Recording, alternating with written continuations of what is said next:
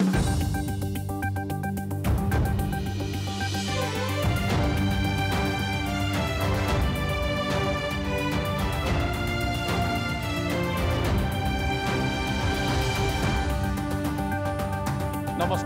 कान्तिपुर समाचारमा स्वागत छ। सुरु गरौँ अहिलेका मुख्य समाचारबाट।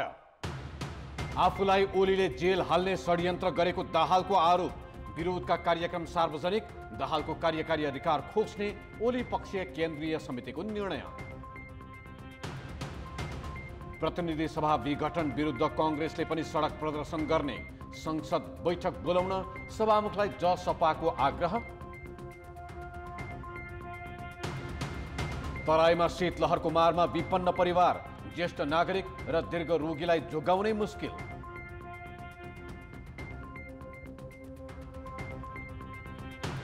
भएका जहाजलाई चलाउने भन्दा नयाँ किन्नमै वायु सेवा निगमको ध्यान, ऋणको भार 40 अर्ब नागिसक्यो, अझै 6वटा जहाज किन्ने योजना। र महामारीका कारण स्थगित फिफा क्लब विश्वकपको नयाँ तालिका सार्वजनिक, आउँदो वर्षको फेब्रुअरी 1 देखि 11 सम्म कतारमा हुने।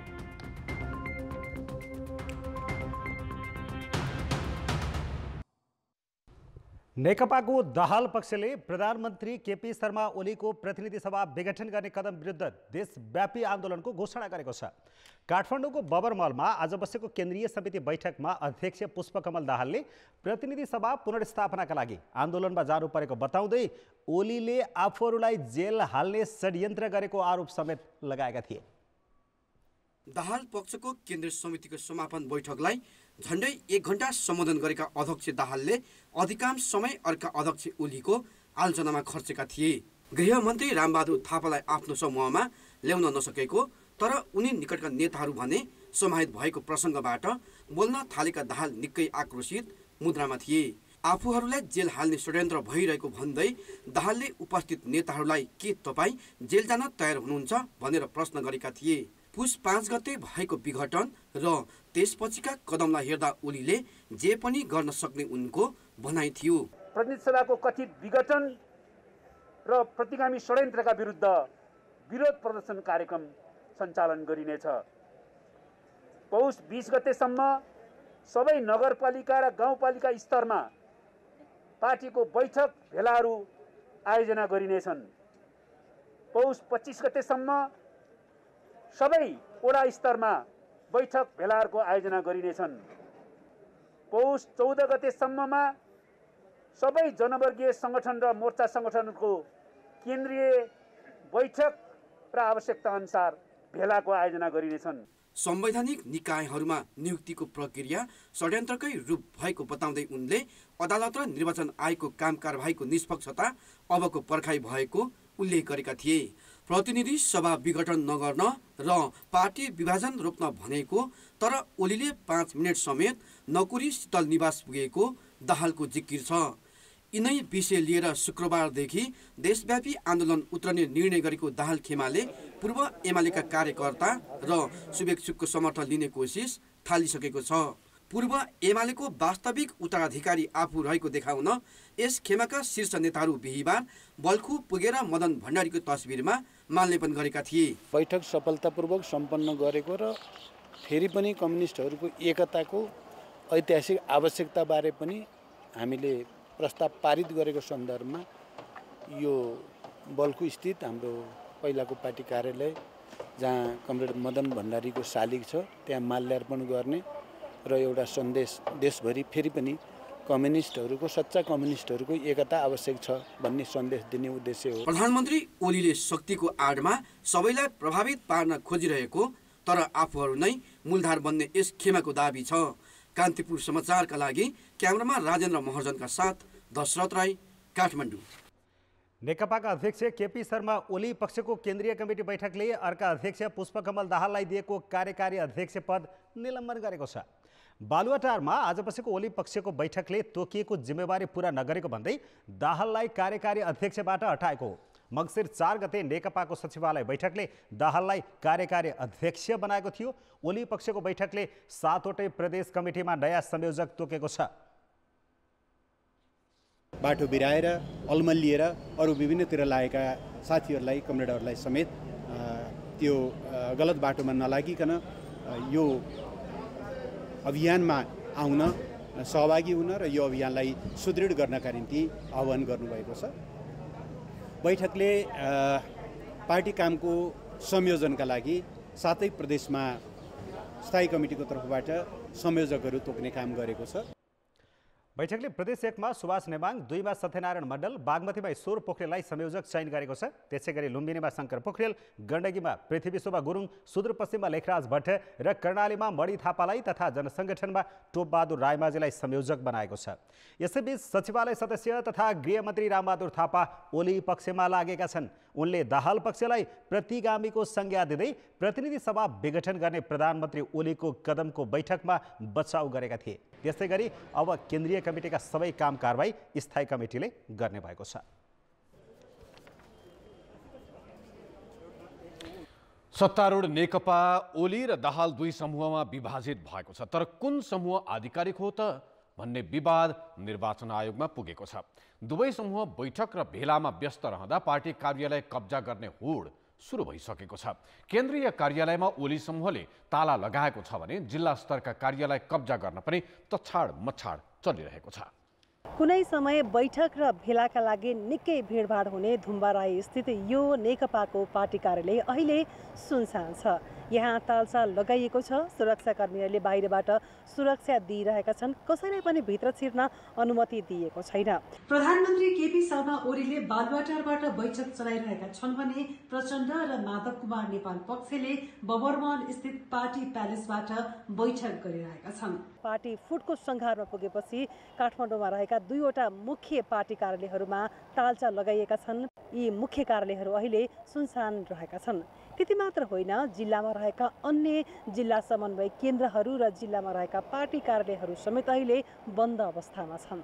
नेकपाको अर्को एउटा मुख्य कार्यालय रहेको पेरिस डाँडामा हामी आइपुग्दा यहाँ पनि सुनसान जस्तै छ। यहाँ कार्यरत कर्मचारीहरू फुर्सदिला देखिन्छन्। अहिले यहाँ प्रदेश स्तरका सानातिना मिटिङ बाहेक केन्द्रीय स्तरको कुनै पनि बैठकहरू भएका छैन। अनि त्यो ओलीको आफ्नो तरिका हो होइन। ओलीले एउटा पार्टी चाहिँ विघटन गरेर आफ्नो चुइटेर गएको हो। ओलीले अब के गर्छ भने आधिकारिक रूपले हाम्रो कार्यालय हो त्यो भन्न मिल्दैन। केन्द्रमा सत्ताका लागि नेकपाका 2 धार बीच हानाथाप भएर पार्टी कार्यालय सुनसान भइरहँदा जिल्लामा भने पार्टी कार्यालय आफ्नो पक्षमा पार्न तालामाथि ताला लगाउनेदेखि नारा जुलुससम्म भइरहेको छ।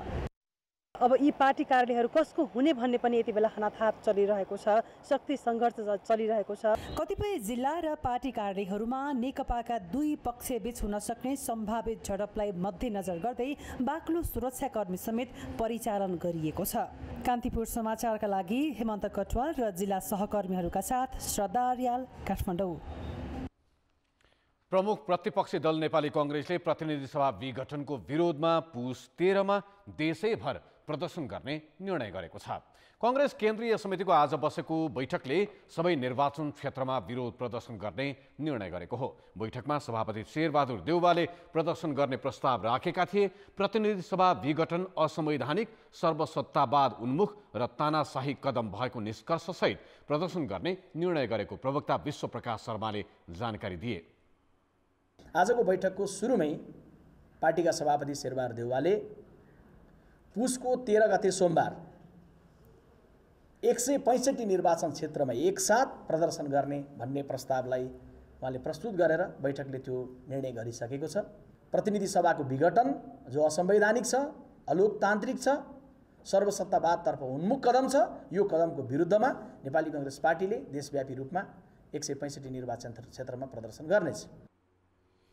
केन्द्रीय समितिको मंगलबार सुरु भएको बैठकमा सदस्यहरूले बोल्ने क्रम भने सकिएको छैन। बैठक भोलि पनि बस्नेछ। यसैबीच जनता समाजवादी पार्टी जसपाले विघटित प्रतिनिधि सभाको बैठक बोलाउन आग्रह गरेको छ। जसपाका अध्यक्ष उपेन्द्र यादव, संघीय परिषद अध्यक्ष बाबुराम भट्टराई र नेता लक्ष्मणलाल कर्णले आज सभामुख अग्नि सापकोटालाई भेटेर बैठक बोलाउन आग्रह गरेका हुन्।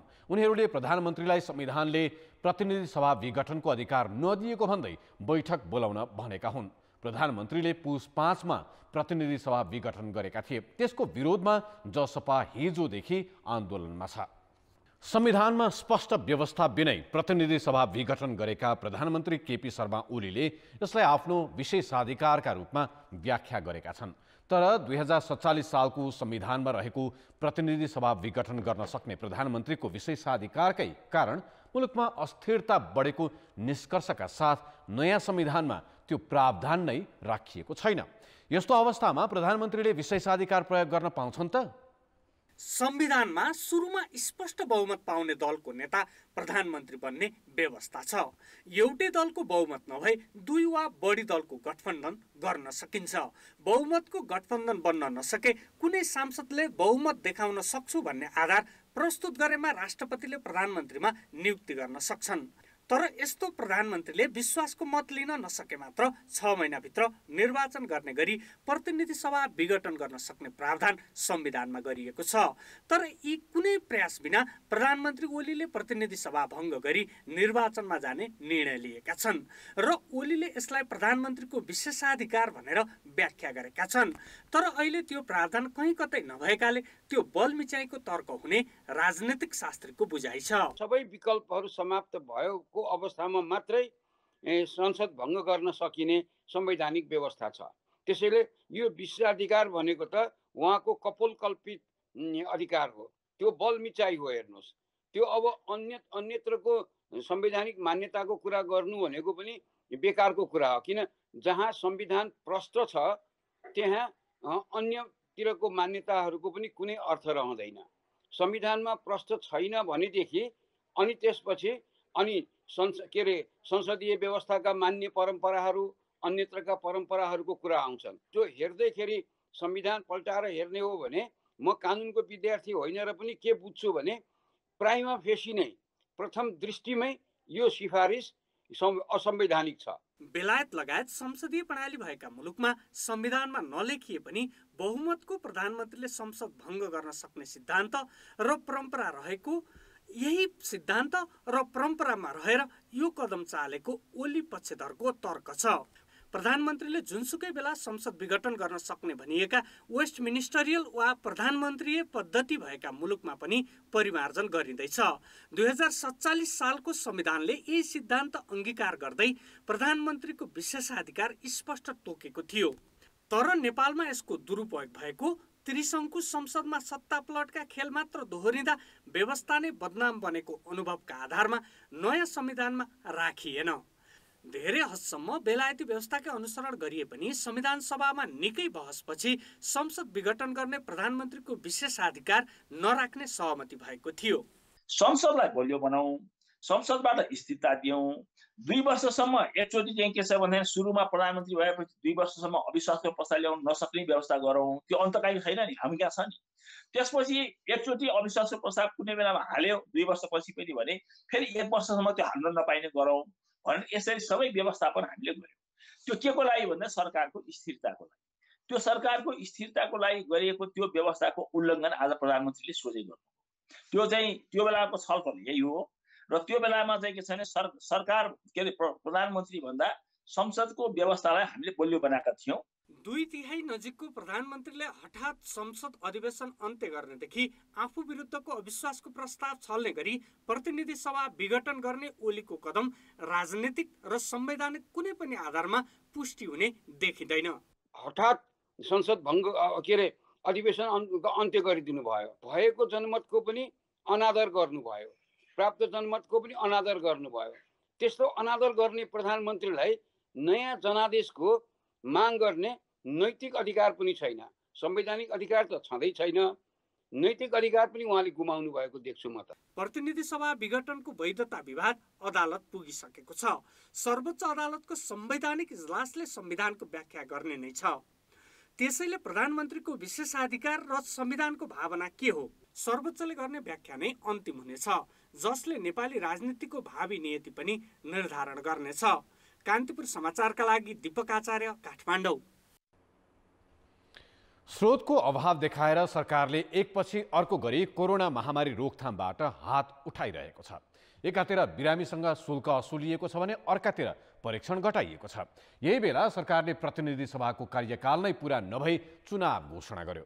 महामारी रोकथाममा स्रोत साधन केन्द्रित गर्नुको साटो प्रतिनिधि सभाको अवधि 2 वर्ष बाँकी छँदै चुनाव घोषणा गरिएपछि सरकारको प्राथमिकतालाई लिएर पनि प्रश्न उठ्न थालेको छ। कोरोना भाइरस संक्रमणको दैनिक नमुना परीक्षण 6000 मा झारिएको छ। ती परीक्षण सरकारले निशुल्क गरेको होइन। उपचाररत संक्रमितसँग पनि अस्पतालले शुल्क असुलिरहेकै छन्। जबकि सर्वोच्च अदालतले संक्रमण परीक्षण र उपचार निशुल्क गर्न 3 महिना पहिले नै परमादेश दिएको थियो। त्यस विपरीत सरकारले स्रोत अभाव देखाएर महामारी रोकथामबाट क्रमशः हात उठाउँदै गएको हो। पीसीआर परीक्षण घटाएर 7 प्रदेशमा एन्टिजेन परीक्षण गर्न लागिएको छ, जुन पीसीआर जस्तो भरपर्दो होइन। कोभिड विरुद्ध बेलायत, अमेरिका लगायत देशले धमाधम खोप अभियान चलाउन थालेका छन्। तर हामी कहाँ खोप भण्डारणको पूर्वाधार र क्षमता नै छैन।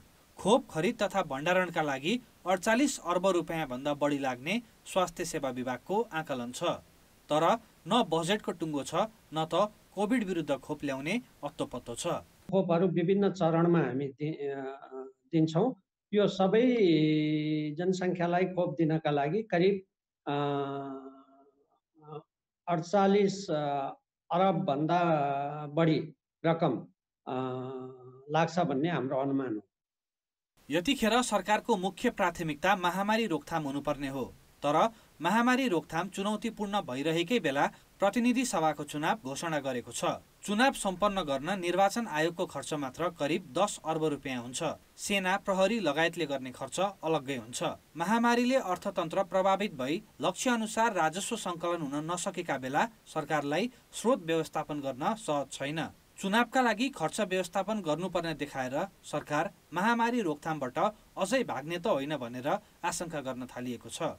सबैको एउटै हुनुपर्थ्यो कि देशलाई कसरी कोरोना मुक्त बनाऊ। त्यसको लागि भ्याक्सिन ल्याएर तुरन्तै ल्याएर भ्याक्सिन दिएर हुन्छ कि अथवा जनस्वास्थ्यको मापदण्ड अपनाउन लगाएर सबैलाई त्यता हुन्छ कि त्यतातिर नसोचिकन खालि त्यो कुर्सीको झगडालाई मात्रै अब त्यो होइन कोरोना बिरामीले त यो पार्टी ऊ पार्टी त भन्दैन होला नि। त्यसो हुनाले त्यो एङ्गलले सोचेर चाहिँ गर्नुपर्छ। आफ्नो सम्पूर्ण शक्ति महामारी रोकथाममा केन्द्रित गरेका युरोपका देश कोरोनाको दोस्रो र तेस्रो लहर देखिएपछि अहिले धमाधम फेरि लकडाउनमा गइरहेका छन्। सरकारले त्यसबाट पाठ सिकेको देखिँदैन। कान्तिपुर समाचारका लागि कृपाल गौतम, काठमाडौँ। आज कोरोना भाइरसका 613 सङ्क्रमित थपिएका छन्। 5510 नमुना परीक्षण गर्दा थपिएका सङ्क्रमित मध्ये 244 जना काठमाडौँ उपत्यकाका हुन्। अहिलेसम्म सङ्क्रमितको सङ्ख्या 2,56,592 पुगेको छ। आज 700 जना सङ्क्रमण मुक्त भएपछि निको हुनेको सङ्ख्या 2,47,400 पुगेको छ। सङ्क्रमित मध्ये मृत्यु हुनेको सङ्ख्या आज 5 थपिएर 1808 पुगेको छ। यति बेला सप्तरीमा शीतलहरको कहर सुरु भएको छ। तर कठ्याङ्ग्रिदो शीतलहरबाट पीडित बनेका गरिब असहायलाई जोगाउन अहिलेसम्म सरकारी स्तरबाट कुनै किसिमको पहल थालिएको छैन। प्रदेश 2 मा बहुआयामी गरिबीको सङ्ख्या झन्डै 49% छ भने निरपेक्ष गरिबी 22% रहेको अवस्था छ।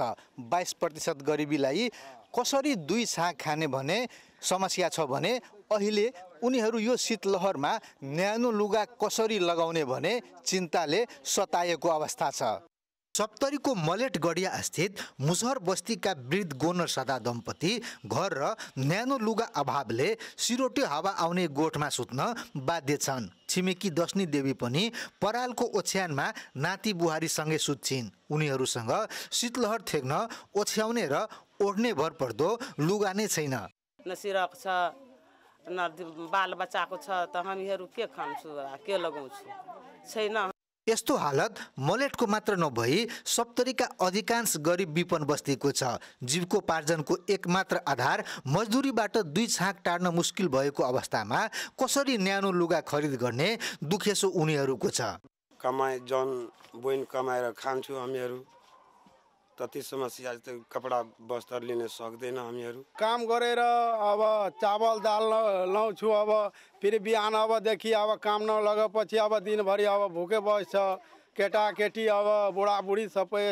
सरकारी तथ्याङ्क अनुसार 2 छाक टार्न नसक्ने व्यक्तिको सङ्ख्या सप्तरीमा मात्रै 1 लाखको हाराहारीमा छन्। तर यिनीहरूलाई शीतलहरबाट जोगिन न्यानो लुगा प्रदान गर्न सरकारी स्तरबाट कुनै अग्रसरता भएको देखिँदैन। यदि शीतलहरबाट कोही व्यक्ति प्रभावित भयो भने जिल्लामा रहेका गैर सरकारी सङ्घ संस्थाहरूको परिचालनबाट पनि त्यो प्रभावलाई न्यूनीकरण गर्नेतर्फ जिल्ला विपद व्यवस्थापन समिति अत्यन्त अग्रसर रूपमा लागि परेको छ। दिगो विकास लक्ष्य पूरा गर्न पनि हरेक नागरिकलाई घाँस बाँस र कपाससम्म पहुँच हुनुपर्छ। विपनको समस्यामा सरकार गम्भीर नभएकै कारण अहिले शीतलहर थेक्न धेरैलाई मुस्किल छ। दिगो विकासको लागि त यिनीहरूको समस्या समाधान हुनु पर्यो। यिनीहरूले खाने लाउने जब तपाईँ बस्नुको व्यवस्था छैन भने त दिगो विकास लक्ष्य त कहाँबाट प्राप्त गर्ने? शीतलहरको समस्या नयाँ होइन। वर्षेनी आउने शीतलहरको कहरबाट गरिब विपन्न वर्गलाई कसरी जोगाउने भन्नेतर्फ गम्भीर हुँदै सरकारले विशेष कार्यक्रम सञ्चालन गर्नु आवश्यक छ। कान्तिपुर समाचारका लागि आर्यन विश्वास, राजविराज, सप्तरी। नेपाली कांग्रेसले प्रतिनिधि सभा विघटन गर्ने प्रधानमन्त्री केपी शर्मा ओलीले गरेको निर्णयलाई सर्वसत्तावाद उन्मुख कदमको संज्ञा दिएको छ। तर प्रतिनिधि सभा पुनर्स्थापना कि वैशाखमै निर्वाचन भन्ने बारे कांग्रेसले नेकपा विवादको छिनोफानो र अदालतको फैसला पर्खिए जस्तो देखिन्छ। यही बेला कांग्रेसभित्र कम्युनिस्टहरूसँग अब मिल्नै नहुने आवाज पनि जोडतोडका साथ उठिरहेको छ। 2074 सालमा भएको संसदीय निर्वाचनमा कम्युनिस्ट र कांग्रेस दुवै पक्षले आफ्नो गठबन्धन बनाएर मैदानमा उत्रिएका थिए। जब निर्वाचन जितेर नेकपा सत्तामा गयो, त्यही शक्ति अहिले विग्रहको बाटोमा छ। प्रतिपक्षमा रहेको कांग्रेसलाई अब नेकपाका दुवै खेमाले राजनीतिक शक्ति आर्जन र सत्ता गठबन्धनका लागि प्रस्ताव गरेका छन्। तर कांग्रेस अहिलेसम्म पर्खर हेरेकै अवस्थामा छ। बरु नेकपाको दाहाल नेपाल खेमाले कांग्रेससँग सहकार्यको प्रस्ताव गरे पनि कांग्रेसभित्र कम्युनिस्टसँग तालमेल गर्नुहुन्न भन्ने आवाज उत्तिकै सशक्त छ। जारी केन्द्रीय समितिमा नेताहरूले सडक सङ्घर्ष होस् वा निर्वाचन, कांग्रेस एक्लै मैदानमा जानुपर्ने बताइरहेका छन्। मतलब लोकतान्त्रिक मूल्य र मान्यतासँग जोडेर हेर्दा चाहिँ नेकपा भन्ने कम्युनिस्ट पार्टी मात्र रहेछ। उसले लोकतन्त्रका पक्षमा जुन प्रतिबद्धता बीचमा व्यक्त गरेको थियो त्यो चाहिँ रणनीतिक मात्रै रहेछ। त्यसैले नेपाली कांग्रेसले एक्लैले यो घटनाको विरोध गर्छ। संविधान विरुद्ध जुन काम भयो त्यसलाई सच्याउनका निम्ति नेपाली कांग्रेस एक्लै सडकमा जान्छ। लोकतन्त्रको आन्दोलन र अप्ठ्यारो राजनीतिका बेला साथ दिए पनि कम्युनिस्टहरूले पार्टी र लोकतन्त्रलाई धोका दिएको ठम्याई कांग्रेस नेताहरूको छ। यो 3 वर्षमा त झन् नेपाली जनताले कम्युनिस्ट शासनका नाउँमा जसरी दुःख र शास्ति पाए, माले मसाले मण्डले एकै हुन् भने जस्तै हाम्रो लागि कुनै पनि मार्क्सवाद र लेनिनवादको झन्डा मुनि बस्ने कुनै पनि कम्युनिस्ट प्रजातन्त्रका लागि राम्रो छैन र कांग्रेसका लागि पनि राम्रो हुन सक्दैन र त्यो जनताका लागि पनि राम्रो हुन सक्दैन। आज जुन कुरा प्रमाणित भएको छ, त्यसकारणले नेपाली कांग्रेसको अबको यात्रा आफ्नै बलमा आफ्नै किसिमको हुनुपर्छ। खास गरी अघिल्लो निर्वाचन अघि पुष्पकमल दाहाल नेतृत्वको नेकपा माओवादीले कांग्रेससँग संयुक्त सरकार हुँदाहुँदै एमालेसँग मिलेकोमा कांग्रेसभित्र अहिले पनि आक्रोश थामिएको छैन। अहिले संसदमा सुविधाको बहुमत भएकै अवस्थामा ओलीले प्रतिनिधि सभा भङ्ग गरेपछि फेरि कम्युनिस्टप्रति विश्वास गर्न नहुने मत बलियो बनेको हो। कान्तिपुर समाचारका लागि क्यामेरामा पशुपति बुढाथोकीका साथ डिपी उपाध्याय, काठमाडौँ।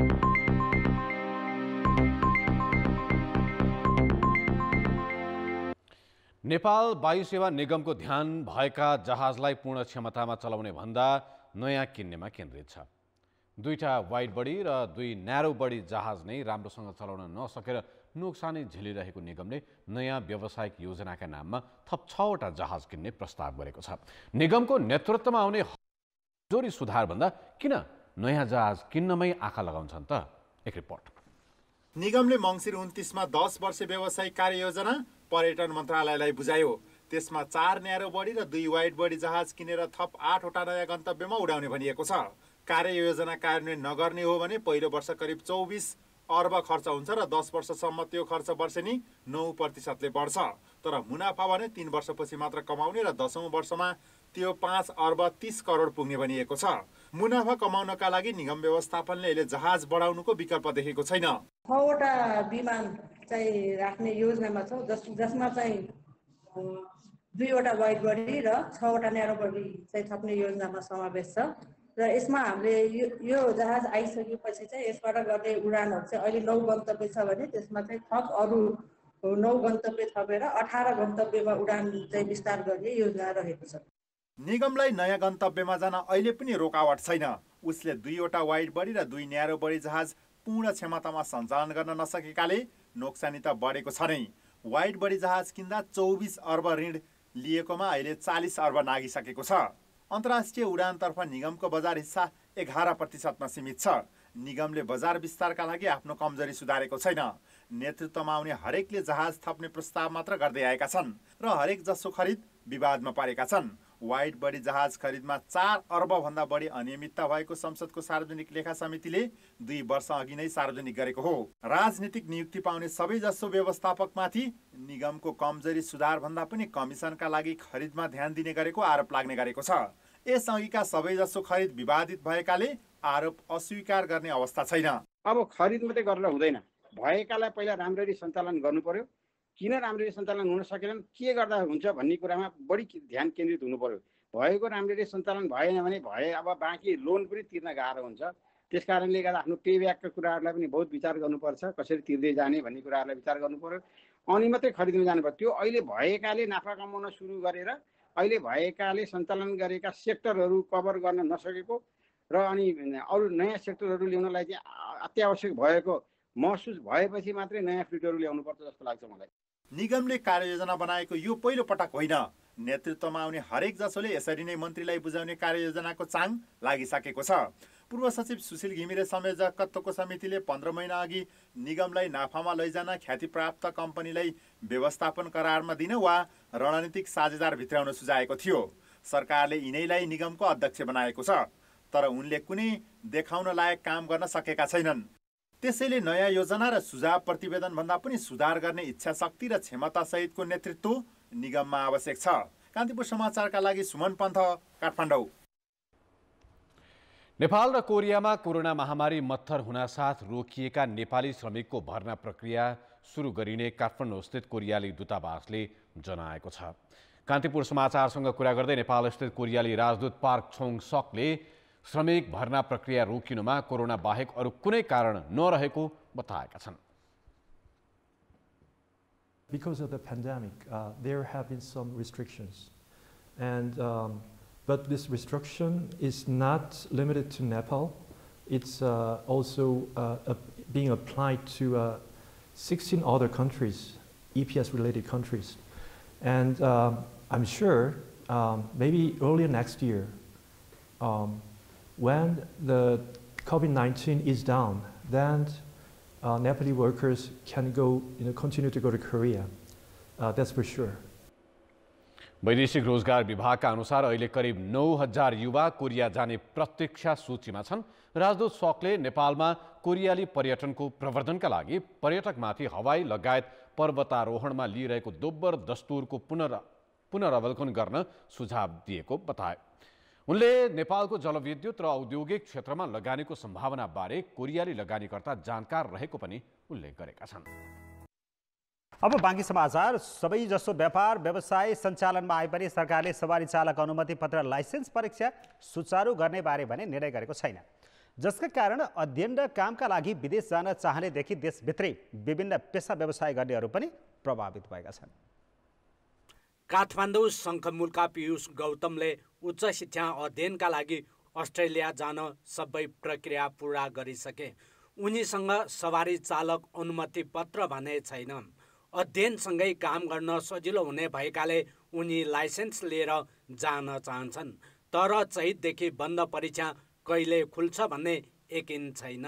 लाइसेन्स चाहिँ बनाएर जाउँ भनेर मात्र बसेको हो हैन, किन उता गएर पनि अब केही पनि हुँदैन। लाइसेन्स नभएपछि मैले कामै गर्न पाउँदिनँ कि मेरो ड्राइभिङ रिलेटेडै काम हुन्छ, त्यही भएर लाइसेन्सै नभएपछि मैले केही पनि गर्न पाउँदिनँ। जम्मै थोक खुल्दा पनि यो लाइसेन्स बनाउने चाहिँ फाँट खुलेको छन् भन्दाखेरि त अलि दुःखै हुन्छ, किन अब कोभिड सर्छ कोरोना सर्छ भन्ने हो भने त अरू ठाउँमा पनि त सर्छ होला नि त। म क्वेसन सरकारलाई त्यही गर्छु कि अध्ययनका लागि मात्र होइन, वैदेशिक रोजगारीमा जान चाहने युवा पनि प्रभावित छन्। स्वदेशमै पेसा व्यवसाय गर्न चाहनेको अवस्था पनि त्यस्तै छ। गौतम जस्ता 100 भन्दा बढी युवा लाइसेन्स परीक्षा कहिले खुल्छ भनेर बुझ्न हरेक दिन जसो परीक्षा हुने स्थल मध्येको एक भक्तपुरको सल्लाहगारी स्थित ट्रायल सेन्टर पुग्छन्, तर यातायात कार्यालयले कुनै निर्णय नगरेकाले ट्रायल सेन्टरले जवाब दिन सकेको छैन। अब हामीलाई त छिटो खोल्दे हुन्थ्यो, मान्छेहरू आउँछ कहिले खुल्छ भनेर सोध्न आउँछ, हामीलाई थाहा हुँदैन कहिले खुल्छ, यो खोल्ने कुरै छैन। हामीलाई दिनमा 400-500 मान्छे आउँछ सोध्न कहिले खोल्छ भनेर।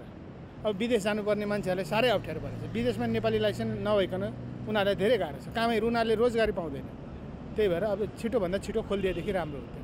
यो मापदण्ड सबै कायम गरेर खोलिदिएदेखि राम्रो हुन्थ्यो। कोरोना संक्रमणलाई देखाएर चैतदेखि बन्द लाइसेन्स परीक्षा कहिलेदेखि हुन्छ भन्ने अन्यल छ। सवारी जाँचपास पनि ठप्प छ।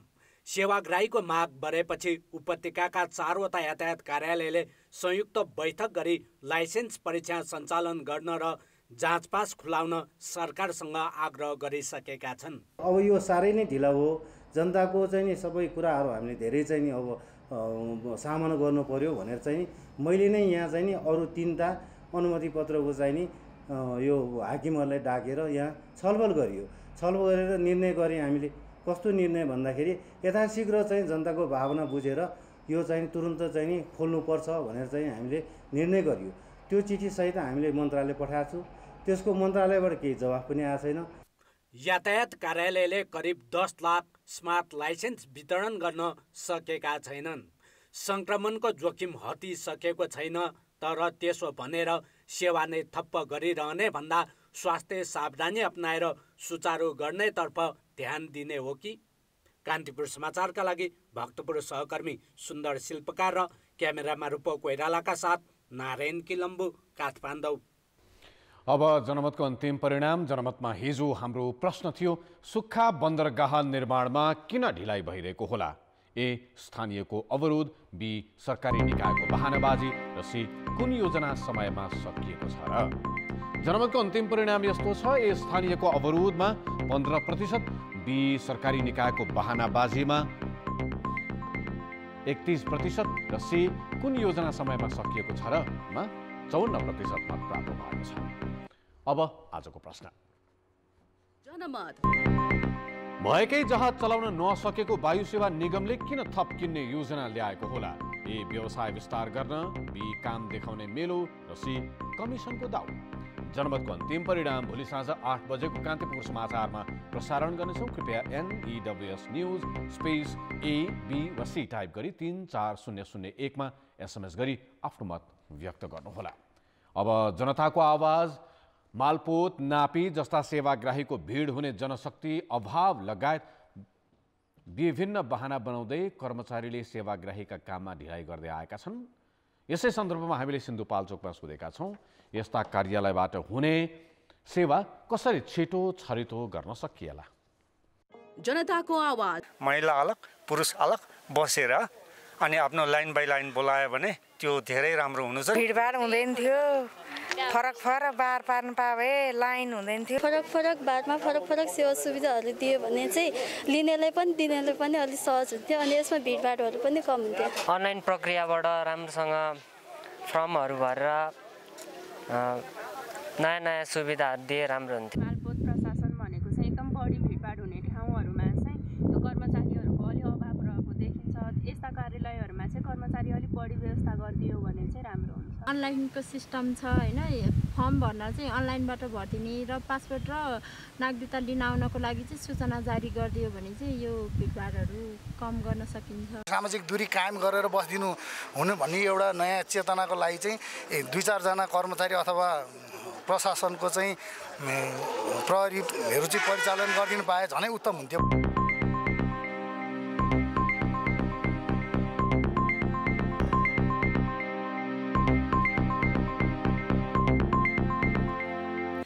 नमस्कार, कान्तिपुर खेलकुद समाचारमा स्वागत छ। अन्तर्राष्ट्रिय फ्रेन्चाइजी लिग क्रिकेट खेल्ने नेपाली खेलाडीको संख्या बढ्न थालेको छ। लेग स्पिनर सन्दीप लामिछानेबाट सुरु भएको श्रृङ्खलामा युवा खेलाडी कुशल मल्ल र करण केसी थपिएका छन्। UAE को अबुधाबीमा हुने T10 क्रिकेट लिगमा नेपाली राष्ट्रिय क्रिकेटर करण केसी र कुशल मल्लले ढोका खोलेका छन्। नेपाली राष्ट्रिय क्रिकेट टिमका लागि सोमपालको बलिङ जोडीका रूपमा रहेका करण केसीले पहिलो पटक यो अवसर पाएका छन्। राम्रो अलराउन्डरका रूपमा करियर बनाउँदै गरेका करणको क्षमताका आधारमा नै पुणे डेभिल्सले उनलाई भित्र्याएको हो। नेपालमै क्रिकेट खेल्दा चाहिँ त्यो एक्सपिरियन्स चाहिँ पाउँदैन कि जो अब बाहिर गएर होइन ठुलो प्लेयरहरूसँग गएर कम्पिटिसन गर्दा खेल्दा नयाँ कुराहरू सिक्न पाउँछ। अब त्यसको लागि चाहिँ एकदम कस्तो छ सोचिरहेको छु अब कसरी होइन तिनीहरूसँग कसरी कम्पिट गर्ने होइन त्यो प्लानहरू गर्दैछु अब कसरी खेल्ने। एक दिवसीय क्रिकेटमा कम उमेरमा अर्धशतक बनाएका युवा अलराउन्डर कुशल मल्ललाई भने टिम अबुधाबीले अनुबन्ध गरियो। यो टिममा नेपाली राष्ट्रिय क्रिकेट टिमका पूर्व कप्तान पारस खड्का युवा खेलाडीको मेन्टरका रूपमा रहेका छन्। युवा उमेरमै विदेशी लिग खेल्ने अवसर पाएका कुशलले खुसी व्यक्त गर्दै आफ्नो क्षमताको भरपूर सदुपयोग गर्ने बताए। पर्फर्मेन्स आफ्नो दिने हो, त्यही अब राम्रो भयो नि देलान नि चान्स स्ट्रङ जोनलाई अझै स्ट्रङ बनाउने अनि हल्का फिल्डिङहरू पनि अब धेरै भयो, फिल्डिङहरू पनि त्यस्तो खासै गरेको छैन कि लकडाउनको कारण, त्यही फिल्डिङमा पनि अलिक फोकस गर्नु पर्यो। विदेशी फ्रेन्चाइजी लिग खेल्ने सन्दीप लामिछानेपछि पारस खड्काले नेपाललाई अन्तर्राष्ट्रिय लिगमा चिनाइसकेका छन्। यस्तै सोमपाल कामीले पनि क्यानाडामा भएको ग्लोबल T20 खेलिसकेका छन्। दोस्रो पटक विदेशी लिग खेल्ने तयारीमा रहेका सोमपाललाई मराठा अर्बियन्सले अनुबन्ध गरेको छ।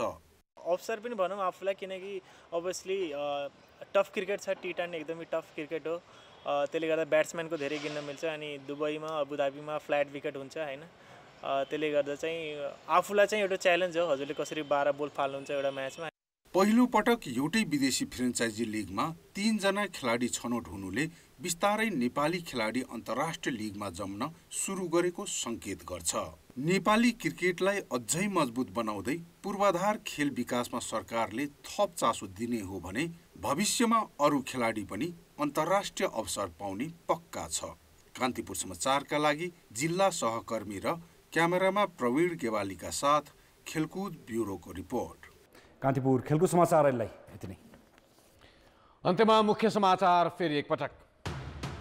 आफूलाई ओलीले जेल हाल्ने षड्यन्त्र गरेको दाहालको आरोप, विरोधका कार्यक्रम सार्वजनिक। दाहालको कार्यकारी अधिकार खोज्ने ओली पक्षीय केन्द्रीय समितिको निर्णय। प्रतिनिधि सभा विघटन विरुद्ध कांग्रेसले पनि सडक प्रदर्शन गर्ने, संसद बैठक बोलाउन सभामुखलाई जसपाको आग्रह। तराईमा शीतलहरको मारमा विपन्न परिवार, ज्येष्ठ नागरिक र दीर्घ रोगीलाई जोगाउनै मुस्किल।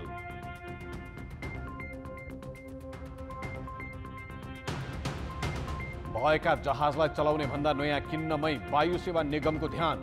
ऋणको भार 40 अर्ब नागिसक्यो, अझै 6वटा जहाज किन्ने योजना।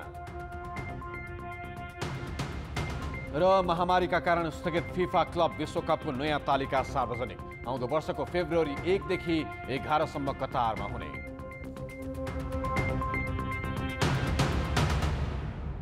कान्तिपुर समाचार अहिलेलाई सकियो। कान्तिपुर टेलिभिजन हेर्दै गर्नुहोला। नमस्ते।